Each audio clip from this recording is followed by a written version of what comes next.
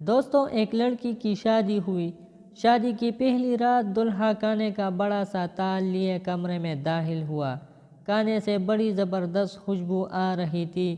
کہنے لگا، آؤ کانا کھاتے ہیں۔ بیوی نے کہا، میں نے دیکھا ہے تمہاری والدہ نے بھی کانا نہیں کھایا، ان کو بھی بلا لو، پھر مل کر کانا کھاتے ہیں۔ شوہر نے کہا، وہ سو گئی ہوگی، انہیں چھوڑو، ہم دونوں کھاتے ہیں۔ بیوی اصرار کرتی رہی، پر شوہر اس بات پہ پزت تھا کہ امی کو رہنے دو۔ جب بیوی نے شوہر کا یہ رویہ دیکھا تو اسی وقت طلاق کا مطالبہ کر دیا۔ شوہر بڑا حیران ہوا اس کے فیصلے پر۔ اس نے بڑا سمجھایا لیکن وہ اپنی بات پر ڈٹی رہی، یہاں تک کہ طلاق ہو گئی۔ دونوں الگ ہو گئے۔ پھر دونوں نے دوسری شادیاں کر لی۔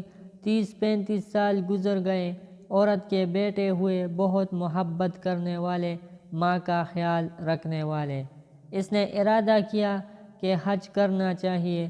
سفر کے دوران اس کے بیٹے اس سے کسی ملکہ کی طرح پیش آ رہے تھے۔ پاؤں زمین پر لگنے نہ دیتے تھے۔ صحرائی سفر تھا۔ راستے میں ایک آدمی پر نظر پڑی جو بہت بری حالت میں، بھوکا پیاسا، بال کچڑے، کپڑے پرانے۔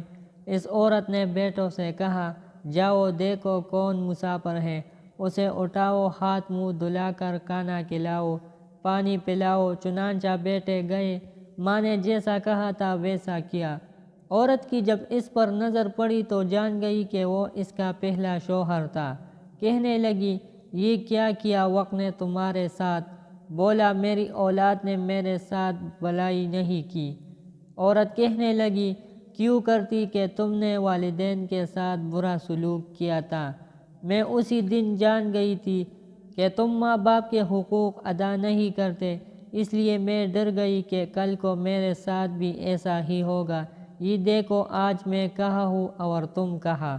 ماں باپ کے ساتھ برا سلوک اللہ کی نافرمانی ہے۔ اگر اپنا بڑھاپا ہم شاندار گزارنا چاہتے ہیں تو والدین کے ساتھ شاندار سلوک کیجیے، کیونکہ یہ ایسا عمل ہے کہ جس کا بدلہ دنیا میں ہی دے دیا جاتا ہے، خواہ اچھا ہو یا برا۔